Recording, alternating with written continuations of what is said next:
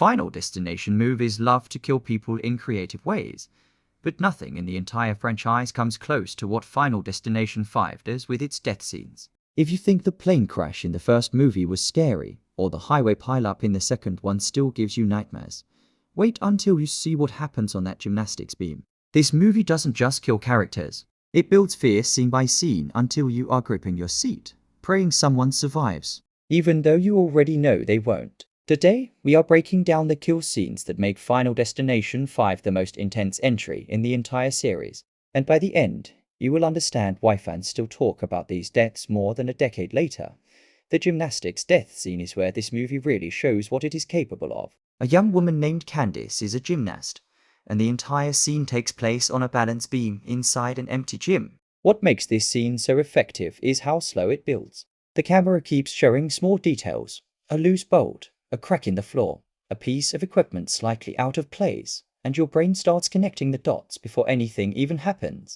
She stretches, she practices her routine, and every single movement feels like it could be the one that gets her killed. When death finally arrives, it does not rush. It takes its time, showing every painful detail, using her own flexibility against her in the most brutal way possible. This scene works because it plays with expectation. You think you know what will kill her, and then the movie flips the script completely. It is widely considered one of the best death scenes in horror movie history. Not because it is the goriest, but because of how much tension builds before that final moment. Directors and horror fans still study this scene as an example of how to build suspense using nothing but camera angles, sound design, and pacing. There is no jump scare here, just a slow, horrifying countdown that makes you want to look away. But you simply cannot. Then there is the eye surgery death, which might be the hardest scene in the entire movie to watch. A character named Isaac goes in for a procedure meant to fix his eyesight using laser technology. From the moment he lies down on that table, something feels wrong. The lighting is too clinical, the sounds are too sharp, and the machines in the room all seem to be waiting for a reason to malfunction. This scene plays heavily on a fear a lot of people already have, which is anything happening near or to their eyes. As small technical issues start piling up one after another, you realize the universe in this movie is not going to let him walk away safely. The death itself is quick but incredibly disturbing, using medical equipment in the worst way imaginable. What makes this scene stand out is how uncomfortable it makes you feel even before anything bad happens, purely because of the setting. Doctors' offices and surgery rooms are supposed to feel safe, and this movie completely destroys that sense of safety, turning a routine procedure into one of the most talked about death scenes of the franchise. The acupuncture and massage death takes a slightly different approach, blending two settings into one long, uncomfortable sequence. A character goes in for a relaxing massage, followed by acupuncture treatment, and the movie slowly turns something meant to be calming into something terrifying. Needles are placed carefully across the body, and every single one becomes a potential threat. The massage chair, the oils, the small tools in the room, all of it becomes part of an elaborate trap set up by fate itself. This scene works so well because of contrast. Soft music plays, the lighting is warm, and everything about the environment says relaxation, while the audience knows exactly what kind of movie they are watching. That contrast between how peaceful the scene looks and how violent the outcome will be is what makes it memorable. It forces you to sit with growing anxiety through an entire environment that should feel like the safest place possible. When you put these death scenes together, they show exactly why Final Destination 5 stands above the rest of the franchise. Each death is not just about the gore or the shock factor. It is about the build-up, the misdirection, and the way ordinary places suddenly become dangerous. A gym, a doctor's office, a spa. These are locations most people visit without a second thought, and this movie makes you question every single object in those rooms. That is the real skill behind these scenes. They do not rely purely on surprise, they rely on dread, letting you sit in fear long before anything actually happens. This is why fans keep coming back to Final Destination 5 specifically. The death scenes feel more thought out, more patient, and honestly more terrifying than anything else in the franchise. And that alone is enough reason to call this the best entry in the entire series. Nobody expected a bridge collapse to become one of the scariest disaster scenes in horror movie history. But Final Destination 5 pulled it off in a way that still gets people talking today. Before we even reach the murders, before the gymnastics beam or the eye surgery table, This movie sets up its entire story with a premonition so intense that some fans say it might be scarier than the actual death scenes that follow. Let's talk about how this movie starts, why the setup works so well, and why it grabs you completely different from every other entry in the franchise. The story follows a group of co-workers heading out on a company retreat. Crossing a large suspension bridge on a bus, everything feels normal at first. People are talking, joking around, living their everyday lives without a single worry. Then Sam, one of the main characters, starts noticing small things that feel slightly off. A bolt vibrating loose, cracks forming in the road, birds flying away all at once. These tiny details build up slowly, and just like every Final Destination movie, that slow build-up is the real weapon. You know something bad is coming. You just do not know exactly when or how it will happen. And that uncertainty creates real tension. What makes this premonition different from the other movies is the sheer scale of the disaster. This is not a plane crash happening off screen or a highway pileup shown through quick cuts. This is a massive bridge falling apart piece by piece. Cars flipping, cables snapping, sections of road collapsing into the water below while people are still standing on them. The visual effects team really pushed to make this feel as realistic and as terrifying as possible. And it shows. Every fallen piece of concrete, every snapping cable, every scream from a trapped passenger adds to a sense of chaos that feels genuinely dangerous. Not just like a movie stunt. Once Sam realizes what is about to happen, he tries to save as many people as he can. And this is where the movie shows its heart a little more than earlier entries. He is not just running for his own life. He is actively trying to pull others off the bus and away from danger, which makes his character instantly more likable. You are not just watching random people escape a disaster. You are watching someone make quick decisions under pressure, choosing who to save first, reacting to changes happening within seconds. That personal connection makes the collapse hit harder emotionally, not just visually. The bridge collapse itself unfolds in stages, and that pacing is what makes it so effective. It does not happen all at once. First a small section gives way, then panic spreads, then larger pieces start falling, then vehicles start sliding backward into open gaps. Just when you think the worst is over, something else breaks, keeping you on edge for several minutes straight. Characters fall, climb, jump, and barely survive one obstacle before another one appears immediately after. This kind of layered disaster design forces the audience to stay fully alert, because the danger keeps shifting instead of staying in one place after the bridge finally settles and the survivors are safe. Also, they believe that quiet moment right after the chaos is just as important as the disaster itself. Silence, shock, people checking if their friends are still alive. This emotional come down gives weight to everything that just happened. It reminds you these are not just victims waiting to be picked off one by one.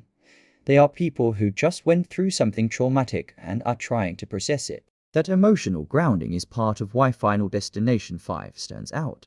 The opening disaster is not there just to shock you. It exists to build real stakes for everything that follows, making every death later in the movie feel like part of a bigger story instead of random, disconnected scares. Most horror movies give you characters just so they have someone to get off. But Final Destination 5 actually makes you care about the people on screen before anything bad happens to them. And that single choice changes the entire viewing experience. This is not a group of forgettable strangers waiting in line to die. These are people with real personalities, real relationships, and real reasons for you to feel something when their turn comes. Let's talk about why the cast of this movie works so much better than earlier entries, and why that matters more than people realize. Sam is the heart of this story, and what makes him different from previous franchise leads is how active he becomes once he understands what is happening. He does not just accept fate and wait around. He tries to fight it, tries to save people, tries to figure out a way to break the pattern that has haunted every other movie in this series. His journey feels less like a countdown to death and more like an actual attempt to outsmart something impossible. That effort gives the audience something to hold onto, a reason to keep watching beyond just waiting for the next kill scene. Then there is Molly, who brings a quieter kind of strength to the group. She is not loud or dramatic, but her presence adds balance to the story, especially through her relationship with Sam. Their connection feels natural, not forced, and it gives the movie an emotional core that earlier entries often skipped over. When tension rises between characters or when someone is in danger, You actually feel invested because these relationships were built with care instead of just existing as background noise. Peter is where this movie takes its biggest risk, and it pays off completely. Unlike most characters in the franchise who simply try to survive, Peter slowly shifts into something darker as the story moves forward. Watching his mindset change, watching fear turn into desperation and desperation turn into something far more dangerous, adds a layer of unpredictability that earlier films never had. He becomes someone the audience needs to watch closely, not because you are scared for him, but because you start becoming unsure of what he might do next. That shift from victim to threat is one of the smartest character choices in the entire series. The side characters also deserve credit here, because even smaller roles feel like real people instead of walking targets. Isaac has his own personality, often being the one character trying to use this situation for personal gain, which adds a bit of tension between the group members themselves, separate from the outside danger they are all facing. Candice carries quiet emotional weight through her story, especially once you understand her personal struggles beyond just being a gymnast. Even characters with limited screen time get small moments that make them feel human, whether through a joke, a worried glance, or a simple conversation that shows who they are outside of this nightmare. What ties all of this together is how the movie treats death differently because of these character choices. In earlier entries, death often felt like a formality, something the story needed to move forward. In Final Destination 5, death feels like loss. You remember these people. You remember their personalities, their fears, their small habits, and that memory makes every death land harder emotionally. This is the real reason the character work in this movie stands above the rest of the franchise. It is not just about who dies next. It is about who these people were before that moment. And that difference is exactly why fans still talk about this cast years after the movie first came out. Every Final Destination movie has tried to end with a twist, but nothing in the franchise hits as hard as what happens at the end of Final Destination 5. And once you understand the full picture, you realize this ending changes how you see the entire series. This is not just a clever surprise thrown in for shock value. It is a twist that connects backward through every single movie that came before it, turning 5 separate stories into one complete circle. Let's break down why this ending works so well, and why so many fans consider it the smartest moment in the whole franchise. Throughout the movie, Sam and the surviving group are trying everything they can think of to escape death completely. They study patterns from previous disasters. They try sacrificing others to save themselves. They attempt every trick that seemed to work in earlier films. This constant struggle makes the audience believe there might finally be a way to beat the pattern for good. That hope is important, because it makes the final outcome hit so much harder once reality sets back in. The movie lets you believe survival is possible, only to remind you that fate in this universe does not lose, no matter how hard anyone fights. As the story reaches its final moments, Sam and Molly end up on an airplane, believing they have finally escaped danger for good. This scene feels calm at first, almost like a reward after everything they went through.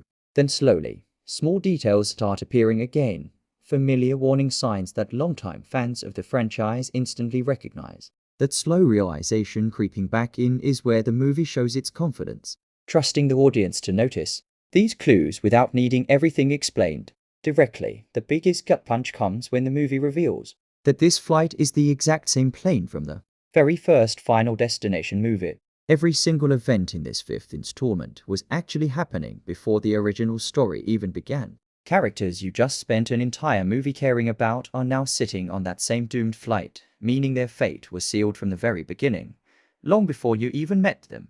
This single realization forces you to rethink everything you just watched, because the countdown these characters were trying to escape was never really something new. It was always leading back to this one moment. What makes this twist so effective is how it rewards patience instead of relying on shock alone. It does not just surprise you for a moment and then move on. It recontextualizes the entire franchise, making you realize these movies were never 5 separate stories about different groups of people. They were always connected pieces building toward this single reveal. That kind of long-term storytelling is rare in horror movies, especially in a franchise mostly known for creative death scenes rather than deep narrative structure. Suddenly, small details from the first movie carry new weight, and moments you barely remembered become meaningful once you see how everything connects. This ending also explains something that fans debated for years. which is why fate in this universe seems so unbeatable no matter what characters try. Once you understand that Sam and Molly's story leads directly into the first movie's disaster, their entire fight against death becomes even more tragic, because you realize they were never actually escaping anything. They were simply walking toward an ending that was always waiting for them. This layer of tragic inevitability is what pushes Final Destination 5 above every other entry in the series. It does not just try to scare you in the moment. It makes you sit with the bigger picture afterward, proving that sometimes the smartest horror twist is not about surprising you once, but about changing how you understand everything that came before it. 5 movies, 5 different groups of people, 5 different disasters, and yet only one of them manages to pull everything together in a way that feels complete, thrilling, and genuinely smart. And that movie is Final Destination 5. After breaking down the opening disaster, the death scenes, the characters, and that incredible ending, it becomes pretty clear why this entry stands above the rest. And honestly, once you see everything working together like this, it is hard to argue otherwise. Think about what this movie actually accomplishes. It opens with a disaster that feels bigger and more terrifying than anything the franchise had shown before. It builds death scenes that rely on patience and dread instead of just quick shocks, turning ordinary places like a gym or a doctor's office into something you will think twice about the next time you visit one. It gives you characters worth caring about, people with real personalities and real relationships, so that every death actually means something instead of just being another kill to check off a list. And then it ties the entire 5-movie franchise together with an ending that rewards long-time fans while still working perfectly for someone watching for the very first time. Other movies in the series have their moments, sure. The roller coaster in the 3rd movie is intense. The highway pileup in the 2nd one is still hard to watch. And the very first movie will always hold a special place for starting this whole idea in the first place. But none of them combine every single element as well as this one does. Final Destination 5 takes everything that worked in the earlier films and sharpens it, while also fixing the things that always felt a little weak, like character development and emotional stakes. It feels like the franchise finally figured out exactly what it wanted to be. The twist ending alone is enough to push this movie ahead of the competition. Connecting directly into the original film is not just a clever trick, it is proof that someone actually sat down and thought about how to make this story matter beyond just one movie. It turns the entire franchise into something bigger than a series of separate death scenes. And that kind of long-term thinking is rare, especially in a franchise built around simple disaster and survival plots. So when people say Final Destination 5 is the best one in the series, this is exactly why. It is not just nostalgia or personal preference. It comes down to execution. Better build-up, better death scenes, better characters, and an ending that actually means something once the credits roll. If you have not watched it in a while, this is your sign to go back and experience it again. Because knowing how everything connects makes the entire movie hit even harder the second time around. That is our full breakdown of why Final Destination 5 earns the top spot in the franchise. Let us know in the comments which entry you would rank as your favorite. And if you enjoyed breaking this down with us, stick around for more deep dives just like this one.